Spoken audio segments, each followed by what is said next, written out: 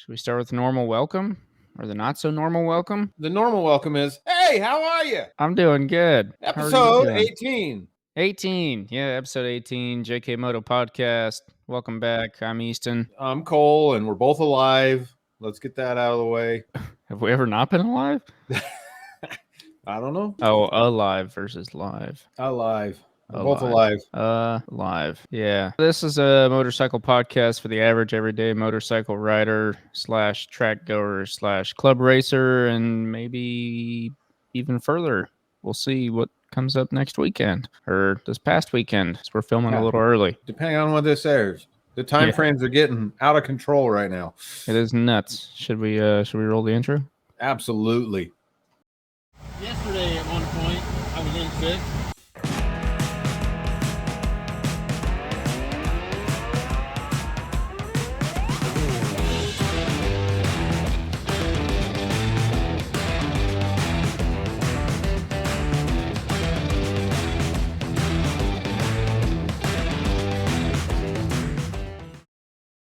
And we're back. We're back, and we're still alive. Gosh, knock it off. I have to say it every time. It's how we break the ice, if you will. What do you got going on today? Did you ride some motorcycles today? Today, no. But Why? yesterday. What'd you do yesterday? I was at what is called the Advanced Riders Course, put on by the Motorcycle Safety Foundation, MSF. Are you serious?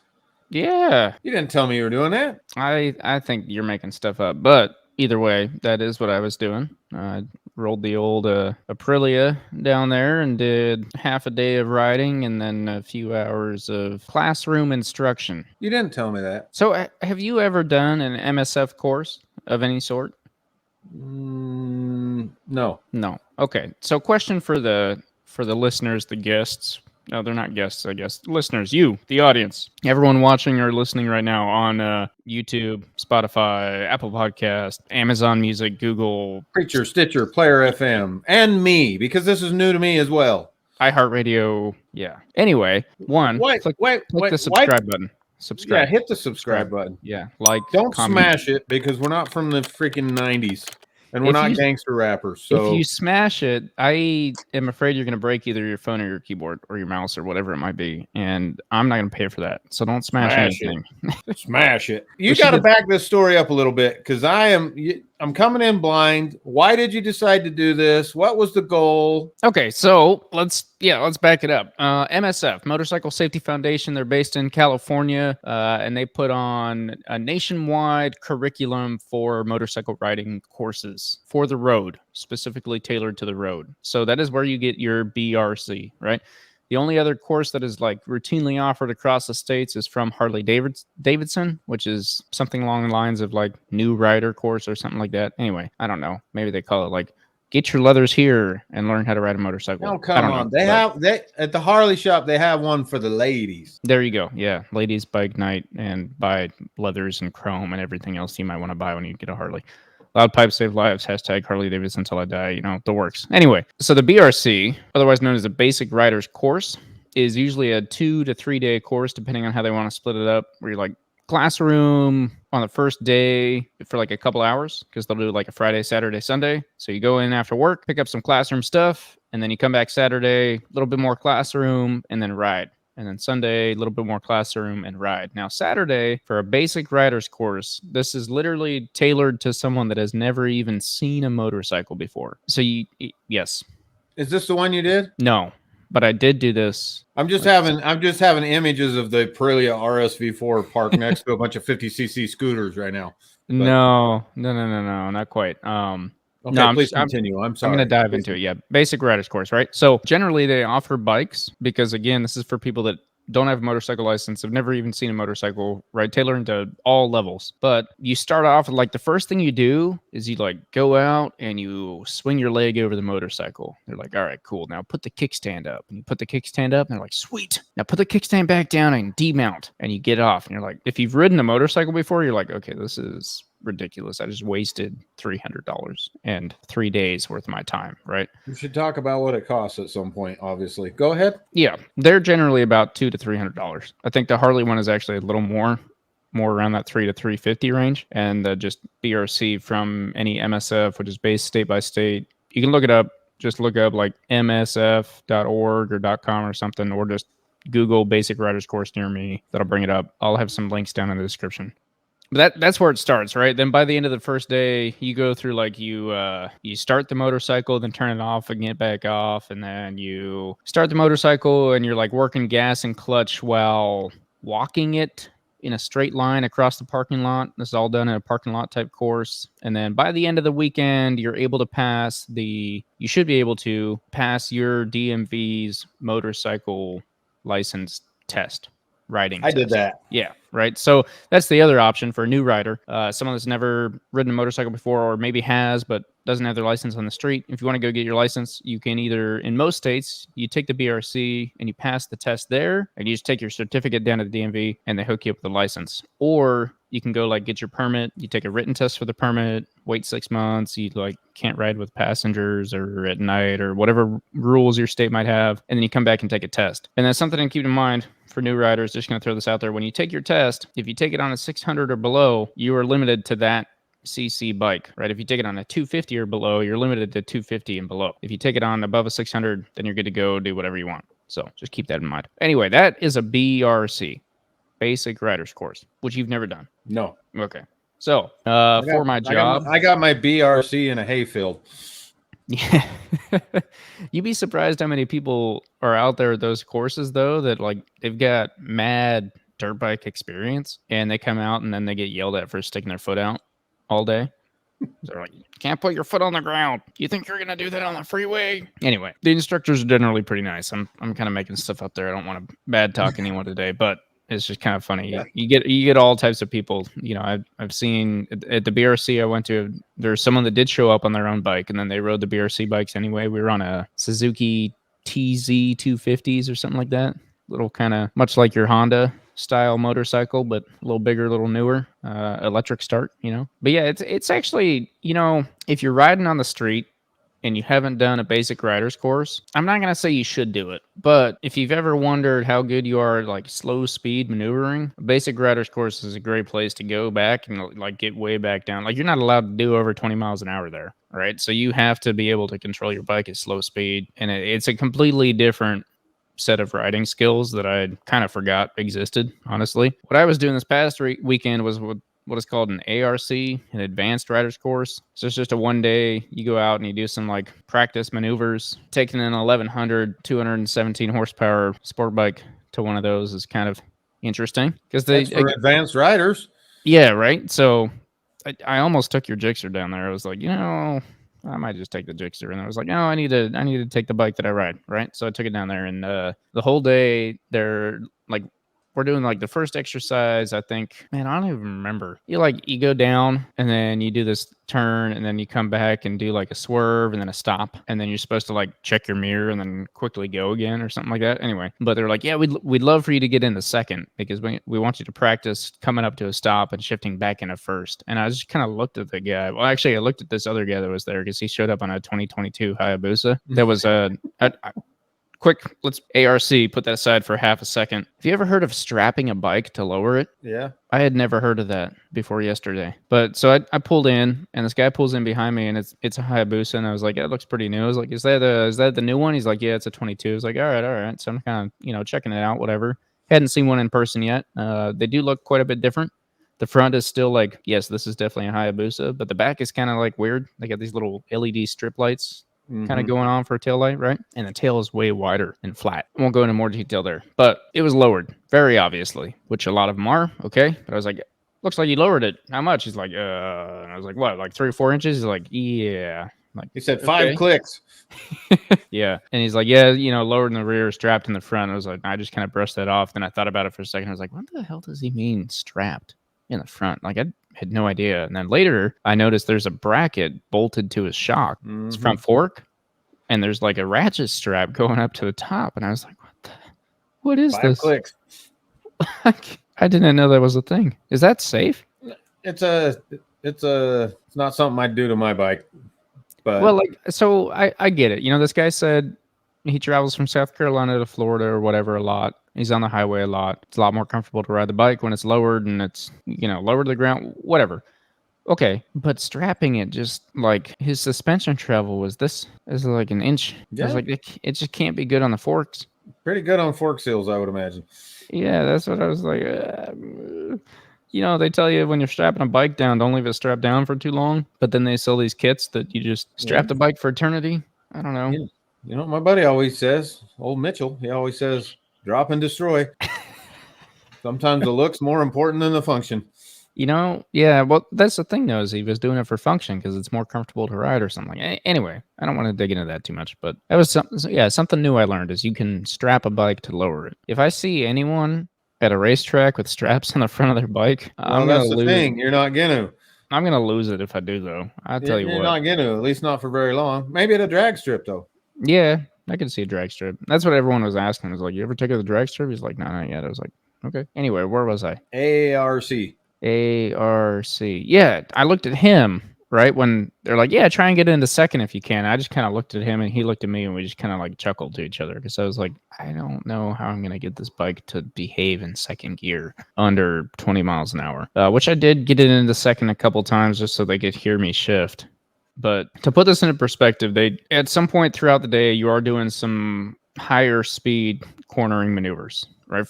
For a parking lot, right? They want you to get up to 25 to 30 miles an hour and do some cornering maneuvers. So decreasing radius, whatever there might be. And then they run this little like kind of peanut style track, which you'll see in a BRC too, but you're supposed to run it a little quicker. So you just have it longer straight and then you take a turn and then you do this kind of like chicane movement and then another turn. You do that for like 4 laps on it, and then you swap and go the opposite direction, right? And they kept saying the whole weekend or the whole day that, yeah, you shouldn't really, you shouldn't be on the clutch going through that corner. And I found myself clutching the entire day because, as I think we've discussed maybe on here before, but definitely in person, electronic throttles. Mm-hmm. There's like a very clear on-off right at the bottom, and it's very... well, I don't know how to put it. Not distinct, but I feel like you barely move your hand at all, and it's like nope, off, and then you barely you're not even actually moving it, but like the gravel in the road will cause you to just like rah, rah, rah, rah. That doesn't work too well when you're trying to corner at 20 miles an hour. So I was just like half clutching, holding it at like 3,000, and just completely using my clutch to get my revs and my input where I wanted it. And I was just kind of chuckling the whole time because I'm like, I cannot safely ride this motorcycle at this speed without using my clutch. I would love to, don't get me wrong, but it's just not going to happen because I keep dropping the throttle too much. And I asked the guy in the Hayabusa later, I was like, you've got electronic throttle in there, right? He's like, yeah. I was like, are you having trouble out there? He's like, yeah, same thing, right? Just that fine right between on and off is just too noticeable, too hard to control, I guess, with electronic at that slow speed. Yeah, you do, I'd say 3 to 4 hours of riding around doing different maneuvers, whatever. And then you go in and just do some classroom. They go into different. So the BRC, they'll tell you things like you shouldn't use any brakes in a corner, right? You get all your braking done beforehand, and then you either maintain or slowly accelerate through the corner, right? And no trail braking. Yeah, absolutely, right? That's what they're teaching new riders, which I get. That's pretty safe. That's good. But then in the ARC, they bring up trail braking and how trail braking is usable and you should be doing it and go ahead and practice it today. It's where you brake up to the apex of the turn and then you start to apply throttle once you come out of the apex, right? And I was like, okay, that sounds good. But where I got a little bit off, every like track riding instructional video or demonstration or whatever I've been to or trail braking demonstration, someone always brings out a tire, right? Mm-hmm. Tracking and they push it into they put it against the ground at a lean, right? And they're like, all right, we get 100 points of grip and blah, blah, blah, blah. If we're in a turn and we grab our brakes, what happens? Then they slap the tire and the tire falls and they're like, yeah, you crash, right? They're like, now if we apply some pressure first, i.e. trail braking, apply some pressure and then they smack the tire with a little bit of pressure applied and the tire stays there because it's already loaded. Right. Telling you that one of the advantages of trail braking on the road specifically is if you find yourself in the middle of a corner needing to shed more speed, you've already got your front tire loaded with your brakes. You can grab a lot more brake without that negative effect of springing the tire into the ground and losing it, correct? Yeah, without the brake, you're basically committed to whatever turn you've decided to make. Right. And but with so it there, situation changes, you can't change with it. Right. Exactly, right? Yep. But with it there, when you have some brake applied, it gives you more movement to slow down more or let off or whatever you need to do.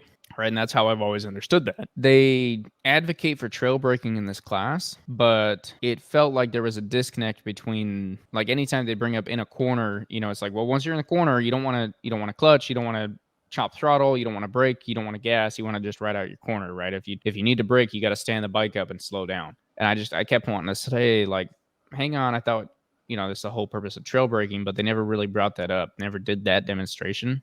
So that was a little interesting. But it's also for, it's made for people that have been riding on the road for 6 months to a year, and they're looking for that, like, next step of instruction.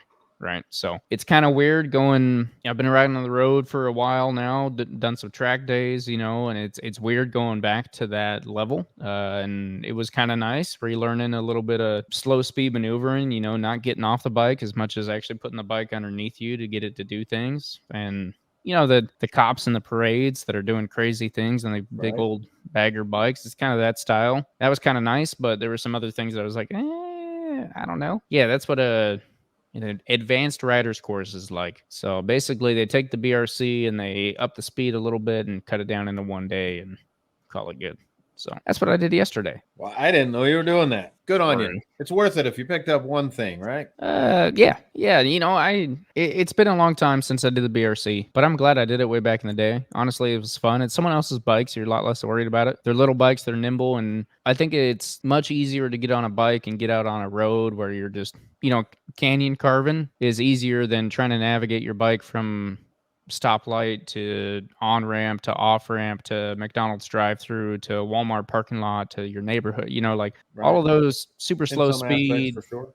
Yeah, that's where it shines. So I would say that if you find yourself like being able to ride great and doing great, but then you pull into a parking lot and you're like, man, I can't do a U-turn in a parking lot. I always have to like pull out and drive like all the way around the outside of the parking lot. That's where that course will like it brings you down. You're not allowed to go over 20 miles an hour, so you have to learn to trust your bike and get it to do things that you're not necessarily used to. And for the road, I can definitely see that as useful. They also say, talking to some of the instructors, I've heard that it's really good for passengers, right? If you're going to put your wife or girlfriend or whoever on the bike with you, it's a great idea to have her go take that course. Because again, it's someone else's bike. She doesn't have to go get her license afterward or whoever it might be. But if you're going to go do like a long road trip, it's great for whoever you're doing the road trip with to have some experience of actually like leaning a bike and knowing what that feels like. It's one thing for someone to hop on and you're just like, yep, lean with me, And that's another thing for them to have felt that and kind of understand what that actually means and expect what you're doing a little bit. Was there some couples there? No, not this time. I'm trying to think. The BRC I took was like 6 years ago, so I don't remember it super well. I don't remember. The biggest thing I remember from that, honestly, was someone actually dropped the bike once. They had a moment where they were like still figuring out, this person that showed up hadn't ever driven a manual stick shift or four-wheeler or anything with a manual transmission, and they're hopping on a motorcycle for the first time, manual transmission for the first time, right? So that's the other thing too, is that riding a motorcycle is one thing, but figuring out a clutch and gas while if also you've trying never to done it before, yeah. Yeah, right. While also trying to balance a vehicle, like, man, it's pretty understandable. And they'd kind of like whiskey throttle, pop the clutch, wheelie a little bit on accident, freaked out, if I remember right, grab the clutch, and then just I seen that let it video go. on Instagram. Yeah, they exist. So, but the great part was, the person got back on the bike and kept riding and finished out the class. So, good on him, I guess. Yeah, it's crazy. I did get into a pretty good discussion with one of the instructors, though. He used to race with Wera and CSSC or something like that. I don't remember. Some racing association on the East Coast. And we had a great discussion at lunchtime, just talking about racing. He actually brought up the fact that which he should be listening to this, so hello. Hi. But brought up the fact that he stopped watching MotoGP once Nicky Hayden was gone, or once there were no more American racers in there, and that just kind of clicked a ding in my head because we've kind of mentioned that before. But he's following Moto America, and we were talking about that too, about the difference between going to a Moto America race and being able to go down and talk to Josh Herron or talk to whoever, or even Ken Hill.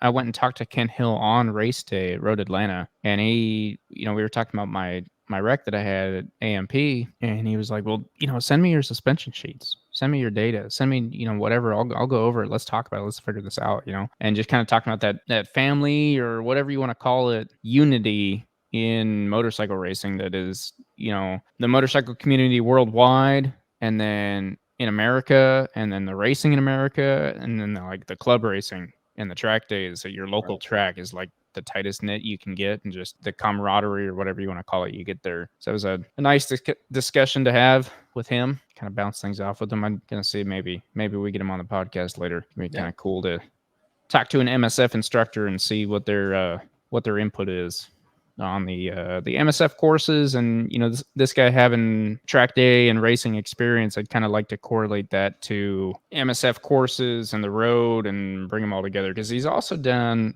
all 4 levels of California Superbike School. Gotcha. So I was like, oh, I kind of, I'm curious about that. what that actually looks like. And so it'd be kind of cool to hear about it, and then compare, having just done another road-based course, see how that actually compares and what the trade-offs are and what the difference is, maybe even teaching someone at the track versus teaching someone on the road. So, well, I didn't get to do any of that stuff. I was busy riding water motorcycles today. I heard about that. What was going on? We got like a half a day out of her. Is it like before I had to switch to the different cycle again? Okay, I was like, so you showed up at lunch and you got like a full, like, were you really able to put it on the trailer when you wanted to at the end of the day, or? No, my situation. I'm not here to bash any brand, so I won't bring it up. But the problem with it before was a strip keyway on the flywheel. Right. For all of you judging me out there, I wanted to ride today, and I had ordered some parts. They said they were in stock. I was told they are not in stock and being ordered from a country where my favorite MotoGP rider may or may not reside. And Spain? No, not Spain. The only thing Spain produces is MotoGP champions. Oh, not good riders, just champions. Yeah, just champions. So I got frustrated and decided I was going to just go ahead and put the old flywheel back on. That is in a destroyed state. Okay. But we did some of those backyard tricks to it, and I got 3 solid hours of riding out of it. That's pretty good for a jet ski period, isn't it? Yeah, I think so. Like, no offense to you or that world. I mean, they're sweet, they're fun, they're awesome. I love them. And if you haven't ridden a jet ski, this is a motorcycle podcast. I get that. Stand up. Yeah, stand up jet ski. We're not talking couches here. Yeah. Anyone can go out and pull the throttle. It's like driving an automatic car, right? Like anyone can do that.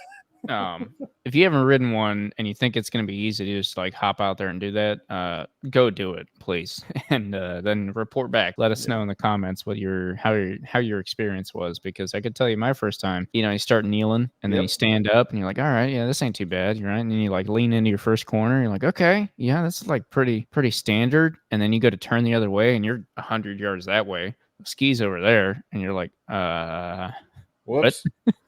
Definitely different. So we got that, and we shut her down before any more catastrophic problems were caused. So we will patiently wait for some parts, but that's okay because we're really, really busy for the next 2 weekends. Yeah. We don't have no time for water motorcycles for a little while. Why is that? Because, well, I didn't know if the cat was supposed to be let out of the bag, but apparently, via the JKMoto Instagram, that's me. The cat is both of us out of the bag last week from when you're listening to this. Yeah. At some point, you'll be listening to this, and what I'm about to say will have already happened probably 2 weeks ago. I think it's just this past weekend. Like, you should be there a week from today, right? Let's get this out of there, right? Today is the 23rd of July. We are filming currently on the 23rd of July for us, right? You are going to be listening to this on not this Wednesday, the 26th, but August something. Okay, so it'll be 1 week since I had the great pleasure. A few days. Quite excited. Yeah, a few days since. It'll be a few days since I have had the great honor and pleasure of traveling to Brainerd with Anthony Lugnut Norton. Old Lugnut himself, yeah. Old Lugnut himself will be fielding a bike at Brainerd in the Stock 1000. And I will be there to support him in any way that I can. Yep. I've already got an umbrella. Don't say that. I ain't wearing no dress. I wasn't even thinking about that. I was thinking about rain, but yeah, that also. So I watched a super sport race. I was like, I'm gonna go back and watch the Ridge. I watched Super Sport Race 2 at the Ridge today. Mhm. While I was in the shop, and as it was all starting up, I seen the umbrellas out there, and I went, "Oh no, no!" Shout out to Richard. What up? Yeah. Oh man, that'll forever. I wasn't even there. Haven't even actually seen that video or whatever, but it's like just stuck in my head. Whatever made up picture I have of that now. So Oh, I've seen the pictures. I couldn't tell if he was trying to be a ballerina or get married. I'm not sure, but oh gosh. so Well, we got that coming up. So I'm gonna be out this hey, weekend. I'm gonna real quick. Sorry, but I do want to say since this is post that actual race, hop on YouTube right now. I'll have a link in the description. Go check out the Stock 1000 race. Cheer on your boy. We can't give you any spoilers this time, and usually we're a spoiler show, but we don't have any because it's not there yet. Hasn't happened yet. Yeah. But Anthony Norton, aka Lugnut, I'm pretty sure the TV will probably just say Anthony Norton 83. I always get confused because his Instagram is 521. But Yep. I kind of like in my head, I'm like, well, 5 plus 2 plus 1 is 8, and 2 plus 1 is 3. So it just makes sense, I I'm a never went numbers there guy. with it before, but all right. Yeah, math, Anyway, I'm gonna get some confirmation from him this weekend on. yeah. Biggest question I have for him is why 83 and why his Instagram is 521. That's like the most important thing you could ask that guy on a race weekend in Moto America. Well, that's probably an old number, and he's got to have a 2-digit number for. No, maybe. I don't know. But that is the most important question. Okay. It's not the most important, but I'll treat it like it is. We have to know. So we're doing that. And then the weekend after that, I will be traveling to Alaska. Mm-hmm. So this weekend, kind of. Yeah, when this comes out, I'll be on a plane again, headed for Alaska. And what motorcycle related stuff are we doing in Alaska? By we, I mean you, because I'll be here. Believe it or not, we came across. Huh? It's cold up there, isn't it? No, man, it's daylight, 22 hours a day right now. Dude, are you telling me you could run a 20-hour track day? I'm telling you, yeah, without light. Imagine that. But even better than that, if you have to maybe drive a long ways, which I may or may not have to, if you have to drive a long ways, when do you know to shut it down? I don't. I guess when you're. I mean, there's a point, even if it's light out, that your eyes are just like, nah, dude, it's done. You're done. It's over, and they just start to get all like you can see, but if you blink, if you don't blink at least twice every 3 seconds, you're done. It's like they just start to gloss over, and not a good time. Trust me, I've been there. So there is a track up there. A track. They call it a track. I'm gonna give them that. Okay. All right. Yeah, I'm not going to talk crap on them, I guess. So Tanacross Raceway, or Tanacross Airfield, converted into a raceway. Yep. I learned about it, checked into it, have now talked to a couple of the people that participate in it. I'm going to go check it out. They have their last race weekend of the year on August 5th. Is it going to be cold after that? I don't know how Alaska works. I'll tell you when I get back. I feel like the majority of the lower 48 states, just at least this is the way that I have always pictured it in my head, is that Alaska is just always ice. You mentioned racetrack up there, and in my head, I'm like, oh, do they put the screws in their tires and do the old, Mark Marquez up the ski hill thing? Yes, I found some way to bring him in, even not on a MotoGP weekend, whatever, get over it. Yeah, we're going to talk about him later, but that's... But it's just I forget that they, when you're down southern Alaska in the summer, it's just sometimes rainy. Well, the worst. I agree. To put it into perspective, though, Palmer, Alaska, that's about 20 minutes out of Anchorage. Mm-hmm. They have a oval track and a drag strip. Okay. Those gravel, are dirt oval or asphalt oval. Nice facility. They have a nice raceway there, and it is sea level.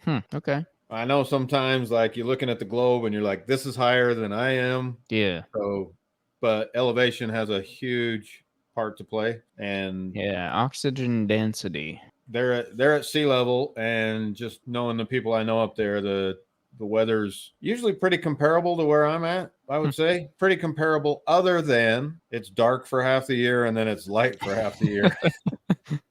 That is definitely a big change. It's just crazy. Well, I can go ahead. If we're gonna do our gardening segment real quick. Oh yeah, the sunflower seeds. Not the sunflower seeds, but dang, the gardens up there. For example, they have a short growing season or whatever, Yep. but they can harvest a ton of stuff because it never stops growing. Once it's because it's Never daylight thought all about that. yeah, it's daylight all day long. So their harvest times are like cut in half. Huh. So short growing season, very quick turnaround. And I think the soil and stuff up there is just so nice that things grow well as well. Trying to relate this back to motorcycles somehow. So sometimes it's not where you start, it's how you finish. So more plants, more gardening. You just breezed right over it. Oh, sorry. Go ahead. Mine was Oxygen. good, but you were just stuck on thinking about yours. Yeah, it was. Sorry. Please go ahead. Oxygen and the like. If you can, if the plants are always doing their stuff, they can do that thing where they take the like air and they put out oxygen. I'm not a scientist. And then you get more oxygen for more combustion and more horsepower and more fun. Good hell, kid. You're pretty good with the math, but they take in carbon dioxide and put out oxygen. Yeah, air and put out oxygen. Carbon dioxide, Yeah. which is a part of what's in the air. Yeah. Dude, we got to get this back on track. No more gardening corner is over. Please leave your gardening comments down below. Gardening corner. The gardening corner is over. Yeah, if you want a gardening podcast, let us know. We'll hop over on that, and I'll tell you everything I know about oxygen and air. Well, it's not very much based off of the last. And sunflower seeds. And sunflower seeds. Did you watch motocross? Yeah, man. I always do. Listen, it's worth noting this week, okay? No, I didn't. Yeah, all right. Notice you said the date. It's what, the 23rd? It is. So for us currently, because we're live, Hayden Danger Boy Deegan just went 1-1. First guy to do it this year. He won Moto 1, won Moto 2. Obviously gives him the overall, and he's in the points fight. And he's a young kid, and some of the stuff he says is quite funny. I pay attention just because, first off, Brian Deegan, of course he listens. I just like to tell Brian that he is a chip off the old block, isn't he? That Hayden talks exactly like his dad. It's just like a reincarnation of Brian. Yeah. I mean, there's some differences there, of course, but he just kind of a surfer dude like Brian. Dude. So you got a 1-1? Yeah, man, it was fun. This kind of stuff, which is super funny to listen to, but he caused a little bit of controversy afterwards because in an interview, I know you don't follow it, but people listening, they're into two wheels. They're going to know what I'm talking about, but you got Jet Lawrence and Hunter Lawrence, the Australian boys that have been dominating anything they touch for the last couple years. Mm-hmm. Hunter is in that class with Hayden Deegan. Gotcha. And they've spent a lot of time this year sitting on the podium and being interviewed together.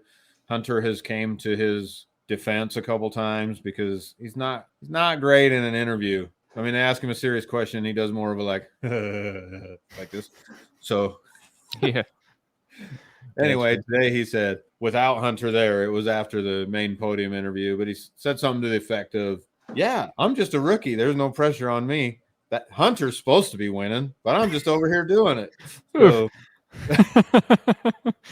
I was like, you better watch it, man, because I think that guy's come to his aid more than once this year. And when there's been some controversy and, as the pressure starts to get ratcheted up. So they got 2 weeks off now and then 3 more races to finish off the motocross season.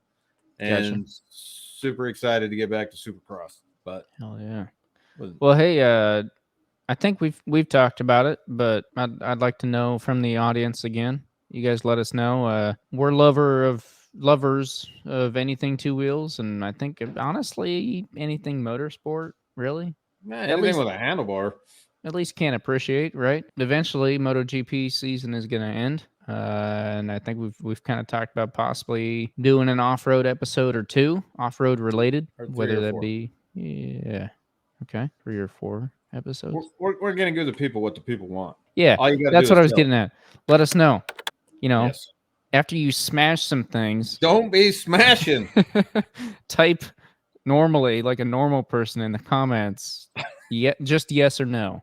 You just put yes or no. I'll know what you're talking about. Or you can go in a big long comment about how you absolutely don't want to hear anything about riding dirt on them because knobby tires are for losers or something like that. Whatever it might be. Or the opposite, and be like, knobby tires is when you really figure out how a bike is actually supposed to be handled. And if the bike ain't trying to buck you off, then you ain't really a rider. And I don't know. Whatever your opinion might be, Well, I got those Let us things know covered. My bikes down are always below. trying to buck me off. That's not even true. I've seen your bike. It's perfectly stable. It tries to buck me off occasionally. I think I've ridden most of them. They all try to buck you off I didn't when feel you that. least expect it. They were very tame. Okay, I know you just said that the MotoGP season has to end sometime, but Yeah. let's talk some MotoGP now. Oh And boy. let me start it with this. Are we gonna spread rumors? What is going on? With who? With what? Everybody. Here's the last I'm here. Okay.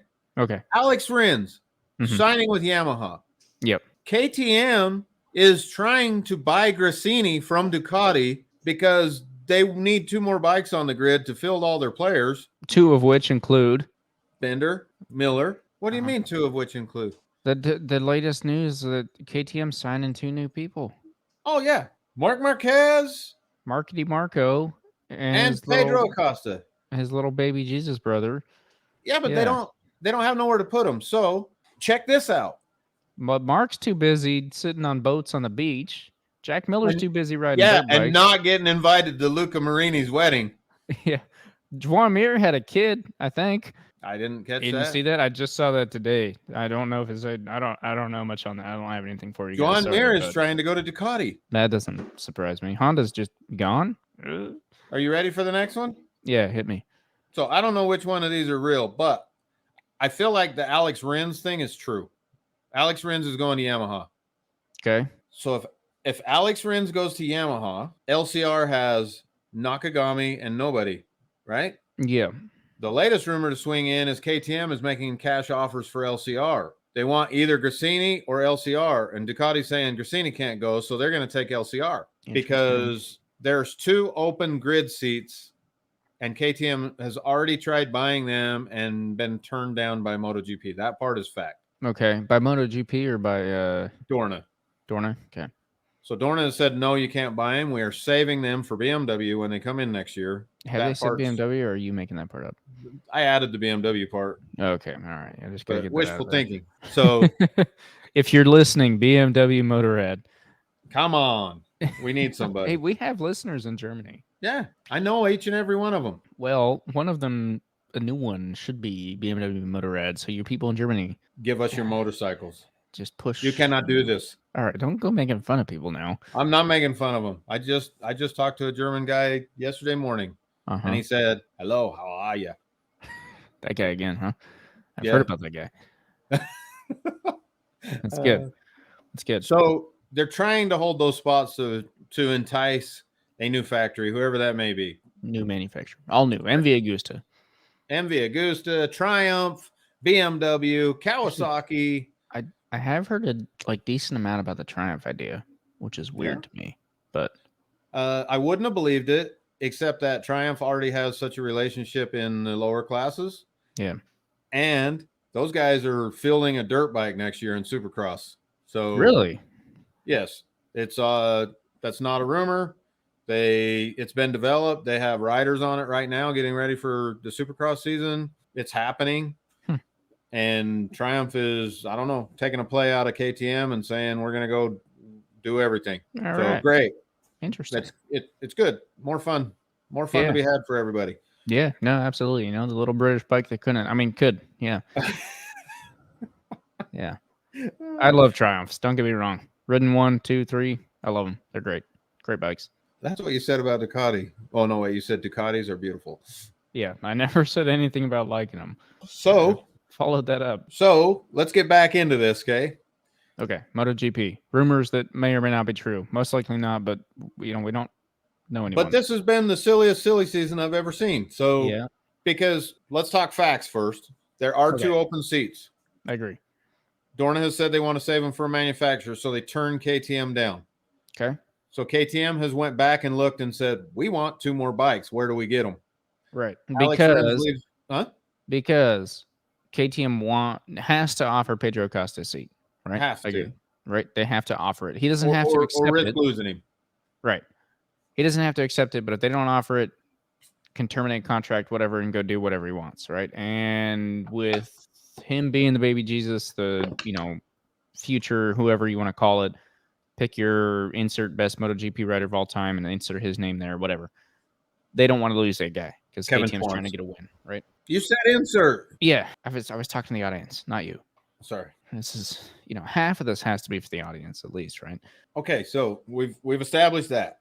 So But- KTM. That's only one. No, hold on. Why don't they just fire someone? Listen, we're gonna get there. So 2 bikes.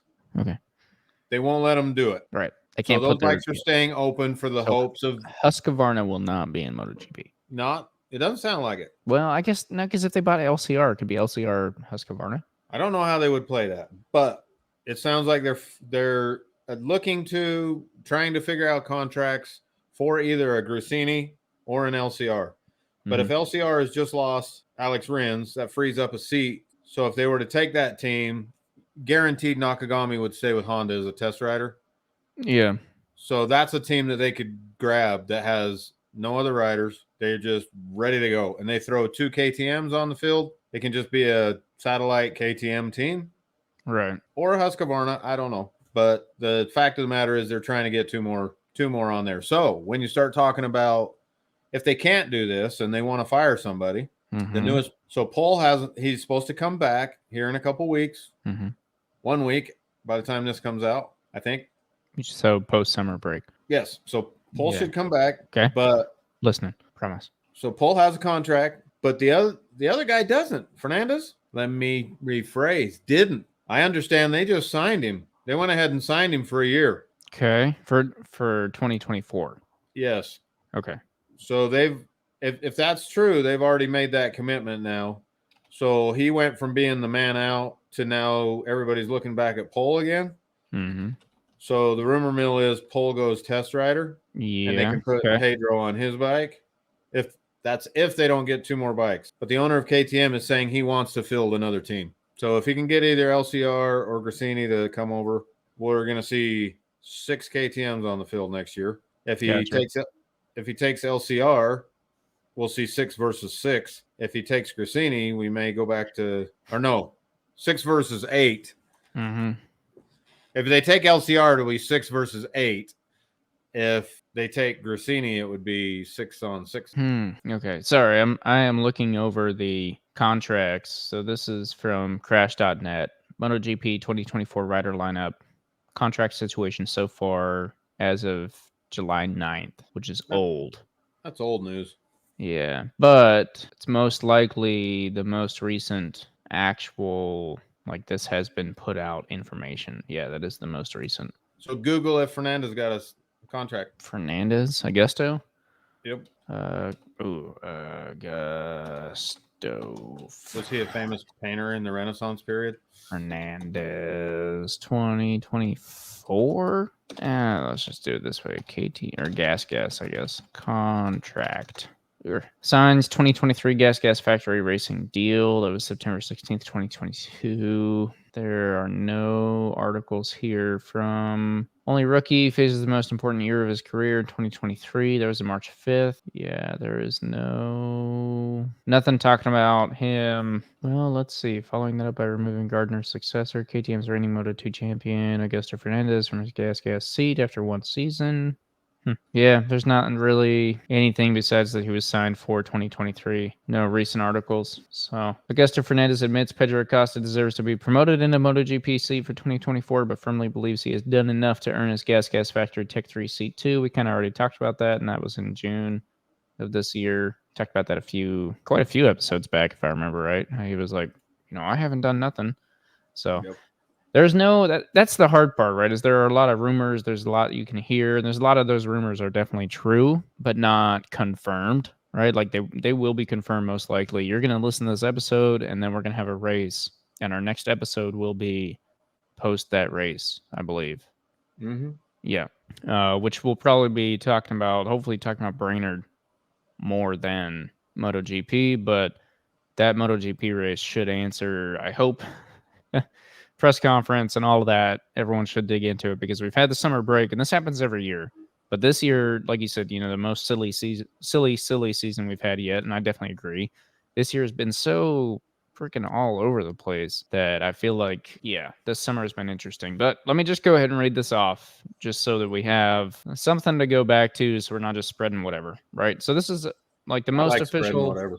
And I do too, and I don't think we've ever claimed to know everything, so take our word for whatever. But this is from Crash.net. This is published on July 9th, 2023. Grid shaping up for 2024 and beyond, including the published contract situation for each rider. So the published contract as of July 9th, which I understand when you guys listen to this, it'll be August, but whatever. So for Monster Energy Yamaha, you have Quattararo.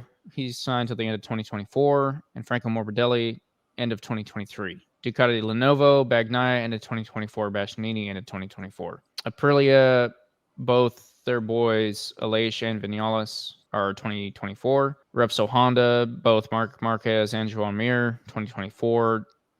Red Bull KTM, same thing. Jack Miller, Brad Binder, 2024. Gresini Racing, this is where it gets a little interesting, or starts to get interesting. Alex Marquez and DG, end of 2023. Pramac, Joan Zarco, end of 2023. Jorge Martins, 2024.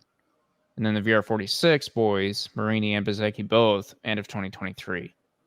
And then your RNF Aprilia, so the factory, so all the Aprilia boys are good till the end of 2024. So Oliveri Fernandez or Ralph Fernandez, just to clear that up. And then, like I said earlier, the guys in the factory team, they're all good through 24. Gas, Espargaro, end of 24. Augusto Fernandez, end of 23 with an option for 24. So he's the only person in there that's like written in contract option for 24, depending on how he does, which we kind of just talked about. He sounds like most likely already signed. Just can't find anything on the Google first page saying for sure. And then the Castrol LCR team, Alex Rins into 24 and Nakagami into 23. So there's your certified, fact-checked, whatever you want to call it, info. But okay, so let's go back through that. So a Yamaha. Yeah. Quattararo staying. Yep. Morbidelli's gone. Yeah, maybe. Yeah.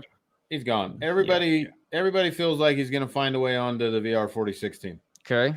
I think that's what's going to happen. So so he will leave, which makes room for the rumor that Alex Rins fills his seat at Yamaha.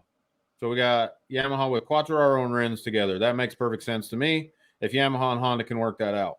Right. The VR46 team, Joan Zarco has been rumored to going to World Superbike, and his contract is done, according to what you just said.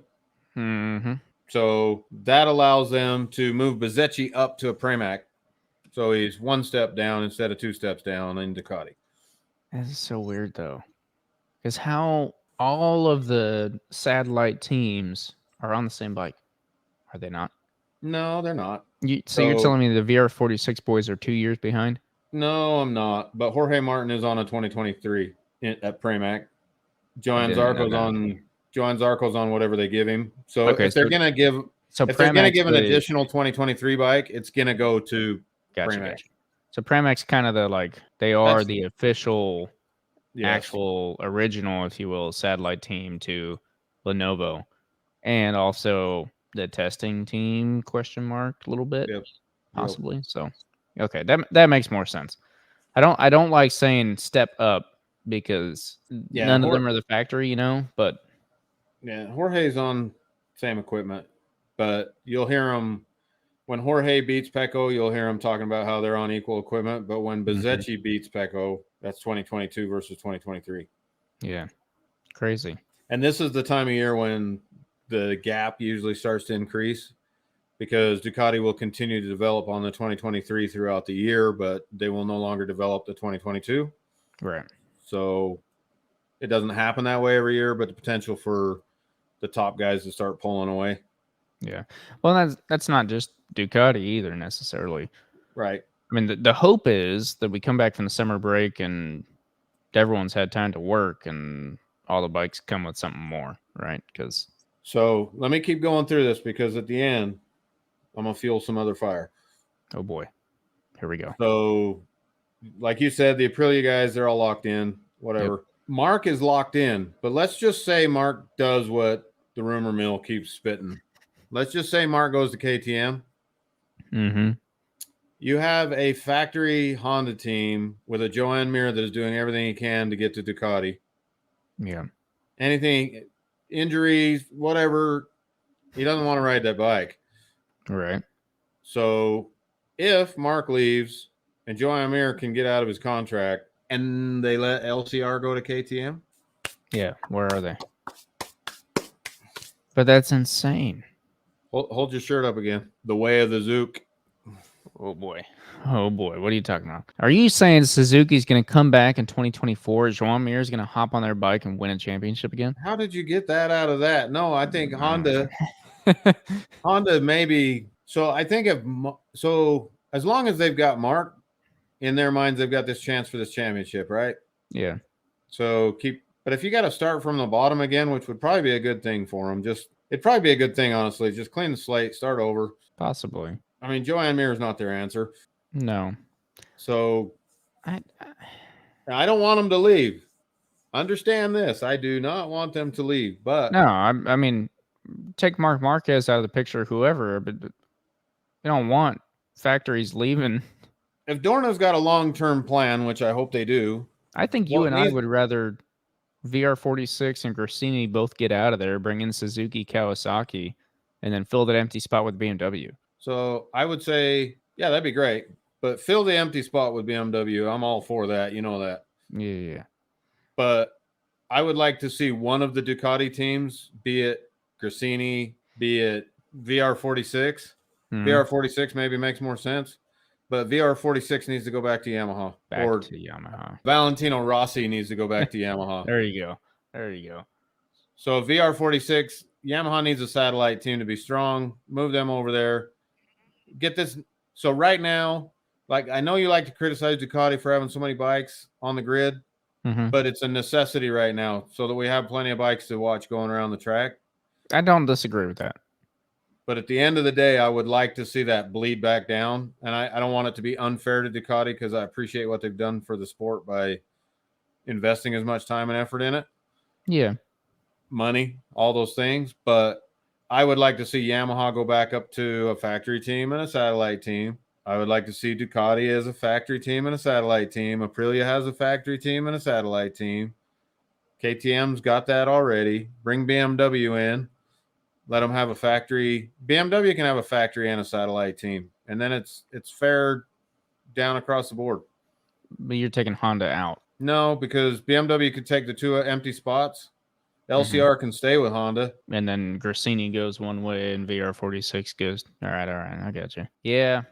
I don't know. It's interesting because earlier when you were talking about KTM bringing LCR or taking LCR and then BMW taking the other spots, and I was like, dude, by the end of this, we're just going to have Italy versus Germany. Mm-hmm. Basically. I mean, I understand KTM's not Germany, it's Austria, but, whatever. The better version of a German. Yeah. Whatever. That's what they say, not me. The Germans? The Austrians. Mm-hmm. And what do the Germans think of that? Austrians are usually too afraid to say it in front of Germans. Oh, man. Well, maybe we can stir something up. Let us know in the comments. I know we got German listeners. I don't know if we have Austrian listeners. Now, you've heard it here. Maybe first, maybe not. What do you think? Anyway, I don't know. You know what? It's close enough now that I think we both kind of took a little bit off of like paying attention because it's just too much. And it's hard to weed through the baloney and the... so many people just feed on rumor, and you can make up whatever you want because no one's putting anything out official. Again, right. I mean, you saw it like this is the most official I can get, the most relevant. That's from July 9th, and I'll be honest, this is exactly what I saw like 2 months ago when I checked it. It hasn't changed. So that's the same as it was at the beginning of the year. Yeah, right. So things haven't officially come out. I think I know you and I are both definitely excited. Hopefully we're all excited. The British GP won. That track's always great. There's some great history there if you want to go back and watch some British races. British GPs are always pretty good. Silverstone. Yep. I don't know. It'll be a great weekend. Hoping that some people figured out whatever they needed to figure out. I'm not even talking just Honda. I mean, Yamaha too. BMW. BMW. Get them in there. BMW just appears. Well, and I believe I saw that the old Samurai is coming back for this weekend. Has he got a wild card? I think so. I want to say it's in this one. Don't quote me on that, but I'm pretty sure he's coming. Was it Silverstone or was it the Red Bull Ring? It might be back in. Yeah, that's what I'm looking at the calendar now, and I'm like, I might be wrong. So it could be in 2 weeks, but keep your eye out for that. Well, it ain't India, I'll tell you that. Yeah. And yeah, we'll see. It's still on the calendar. Yeah, updated July 9th, probably. It's still on the calendar. We'll see. We'll see. But anyway, yeah, the samurai might be back. I think it's the Red Bull ring. Now that you mention it, now that I think about it, I'm pretty sure it is. But he's coming back at some point, Yeah, that would make giving more him sense, another. the Red Bull ring, because Yeah, Red Bull, KTM, all that. yeah. Well, and hey, to clear up that other rumor real quick, Joan Mir did in fact just have a baby boy, and they named him Juan, which means he'll be able to ride a Suzuki really well, but not a Honda. I want Suzuki back. But that happened literally, like he announced that, or it happened today. Oh, no. Okay. It was a while ago, about a month old. So, Holy anyway, cow. news, if there's one thing I've learned about MotoGP and one thing I've learned to respect about the riders, they like stay out of the news. And maybe that's just because we're American and we're over here in America where we're worried about Yeah, things that we don't need to talk about, gardening or whatever else. Um, sunflower seeds. Yeah, sunflower seeds, but they generally keep to themselves pretty well, and then they'll like release something, and everyone will be like, "Yeah, like Jack got married," and we're like, "Nice, Jack," Yeah, I and then think nothing.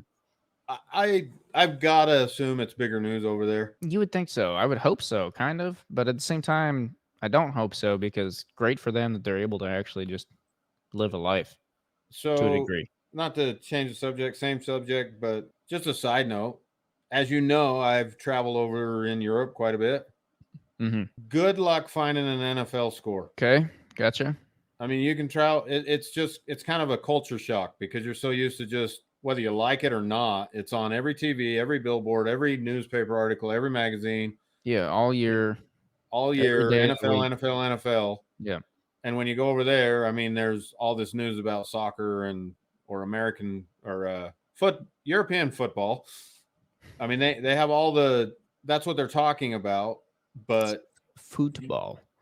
yeah, I mean, if you're an NFL fan and you're traveling over there, thank goodness for your phone so you can Google it because you're not going to find it on the TV. You're not going to find it anywhere. So That sounds like I should move there. You I mean I agree. could go to work and not hear about football? Yeah, Oh, wow. crazy. Yeah. You needed to be back up here. You know, when I was riding these water motorcycles, as I mentioned earlier, I had to Are we apologize. sticking? Are we sticking with that? We're coining it here. Sure. All So, right. well, I found myself apologizing multiple times because I'm under the canopy on the beach. Did Mm-hmm. you see this with this motorcycle and this and this and this? And you're like, we don't like motorcycles, man. Shut the hell up. Oh man. So that's why we're doing this, so I can get it out of my system. Yeah. Well, hey, that is why we're here. I was gonna say something. I forget what I was gonna say. It was to do with going over to Europe and that's what it was. So not to bring back Mr. Golden Underpants or whatever you call him, but Golden you could underwear. probably you could apply this to anyone though. Like for Italy, I don't think they have any other sports besides motorsport. So I think like you just go to the motorsport event to watch your favorite people, right? But Spain, big on soccer. So there was a time when Mark Marquez rode a MotoGP bike into a soccer stadium and everyone lit up. And I was just thinking about it. I was like, we don't have any Americans in MotoGP, but pick your top MotoGP rider or, Joe Roberts or Sean Dillon Kelly and have them come ride a bike through an NFL stadium. And a bunch of bodyguards would like tackle him. Yeah, I feel like they'd just be like, everyone just be pissed off. Like, what is this? They'd be tackling him. Who's this guy? We got a streaker. Like, or, bring over Garrett Gerloff. Yeah, Mr. Texas himself. And put him in an F. And like, yeah, I feel like even in the Cowboys Stadium in freaking Texas, that's in Texas, right? Yeah. Okay, just making sure. Arlington, I think. Tells you how much I know about football. I don't think it would have the same effect. No, it wouldn't. And But I don't know why you even got to go to Garrett Gerloff. That game we've been playing, where we ask kids if they know Valentino Rossi, yeah. and we've asked myself and Ethan have asked multiple times, multiple different groups. Do you know who Valentino Rossi is? And it's amazing the people that don't even know. So Yeah. Well, and not to go way back to the beginning of the episode, but I was at the ARC this weekend and, we talked about that too. Me and the instructor and then a couple other people there. Like the people there ride motorcycles. Probably more than I do, honestly, on the street, because I don't ride on the street much out here because traffic is horrendous. And none of them knew anything about current MotoGP riding or riders or anything like that. And you mentioned Valentino Rossi, and people like, so at lunch, the other instructor put on some race. That was Mazzano, 2014 Mazzano, put on the MotoGP race. He just had files of it on his computer or whatever, and we were watching that. That's what like kind of sparked this conversation that we went into. But we were talking about the whole people would rather play video games than actually go ride a motorcycle anymore.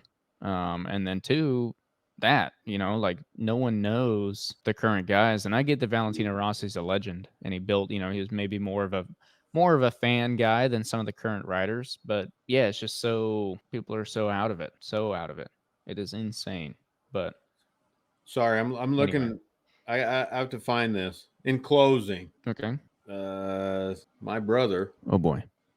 sent me this video, thinking that I would enjoy it. My brother is a Harley rider, a Mhm. longtime motorcycle rider, but he is not Mhm. into this sport bike type of riding. Right. And he sent me this, and let me see if it'll. Can I hold it up on the screen without getting fired? Yeah, probably. I mean, I'm not gonna fire you. Yeah, I've seen those before. Yeah. What So did he ask you if that's possible or something? no, he didn't question it. Did he think that was legit? Yeah, Like that actually happened? yeah. He said that to me. He said that to me, and I was like, for those that are listening, it's absolutely a video game clip. Yeah, yeah. Sorry, I Um, always forget that people aren't always watching. yeah. So So and you, if It's you're Mark Marquez trying to get past if somebody on an LCR bike. if you're watching or listening, it's the like pretty advanced. I'd say the newest version of the MotoGP racing game, and Yeah, and I'm sure it's you've seen the videos of like guys doing absolutely insane stuff on that game. yeah. This And is the Mark graphics look good. Marquez. This is Marquez doing a stoppie through a giant corner for Mhm. the whole corner, the whole entire corner, while rubbing his nose on the back of Alex Rins, I believe's neck on an LCR bike for That looked more like Alex Marquez to me. maybe, but But anyway, regardless, yeah, then it's last year video.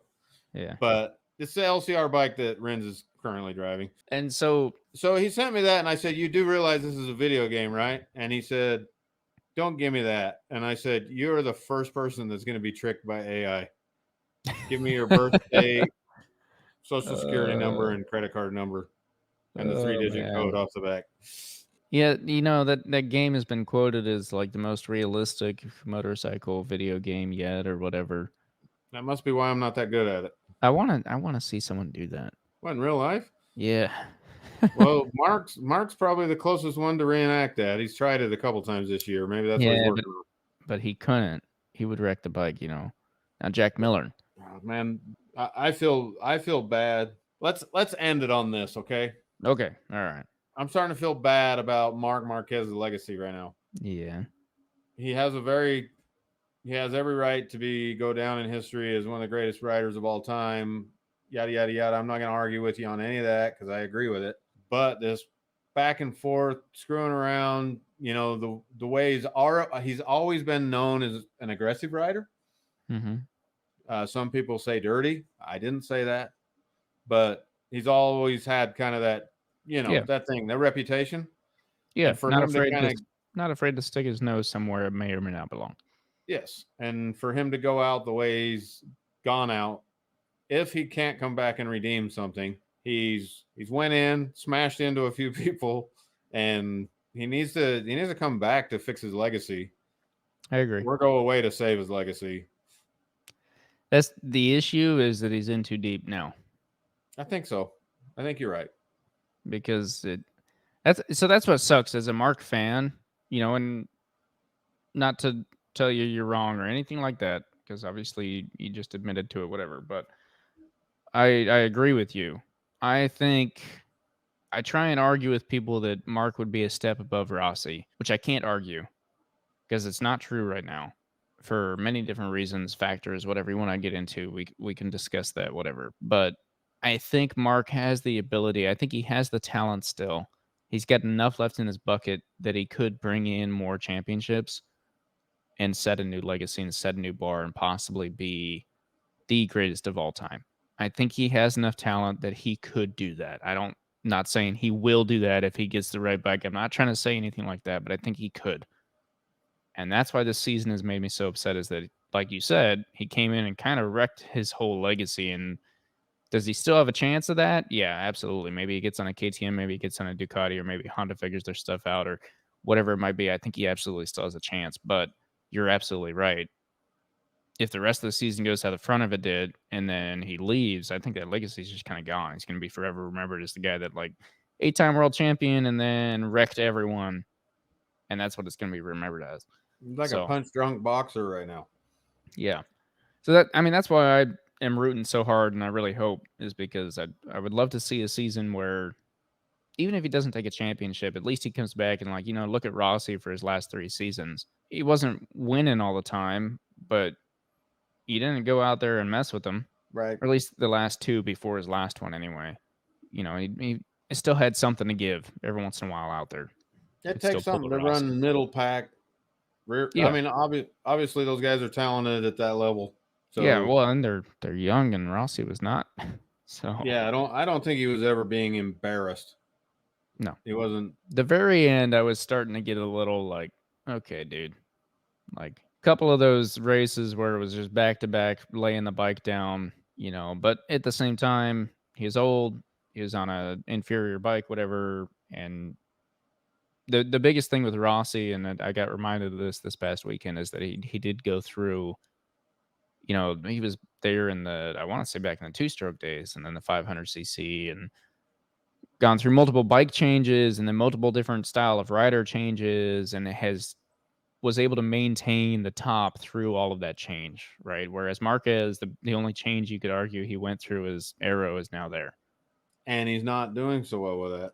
And he's not coming out as the king of Aero. So that is going to kind of be the trade-off. So anyway, there's my Marc Marquez rant for the week. Old golden underwear. Yeah. You see, I'm laying off that a little bit because I'm almost starting to feel bad for the guy. That's almost worse. I'd rather you be making fun of him. We start feeling bad, and then it's all done.